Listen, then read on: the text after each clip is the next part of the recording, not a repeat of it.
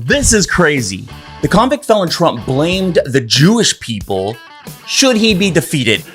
And I only want to be, so I'm not going to call this as a prediction, but in my opinion, the Jewish people would have a lot to do with the loss if I'm at 40%. If I'm at 4, think of it, that means 60% of voting for Kamala. The felon is trying to guilt the Jewish people into voting for him.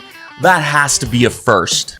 After having done all of that, having been the best president, the greatest president by far, a poll just came out, I'm at 40%. That means you got 60% voting for somebody that hates Israel. And I say it's going to happen. It's only because of the Democrat hold or curse on you. What? He's got something wrong with his head. A reasonable person would think that if you only served one term and were fired out of office, you might not have been the best president. Great presidents don't serve one term unless you're President Joe Biden. And just maybe, if only 40% of the Jewish people would vote for you, perhaps you weren't the best president for the Jewish people.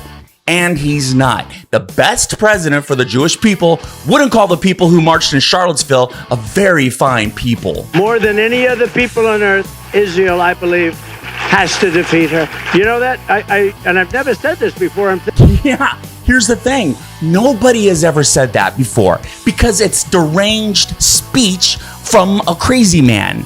He can't even bring himself to say the Jewish people because he has so much disdain for them. It drips off of him. Not all Jewish people are in line with Israel, and to say that Israel should defeat Kamala Harris is fucking weird.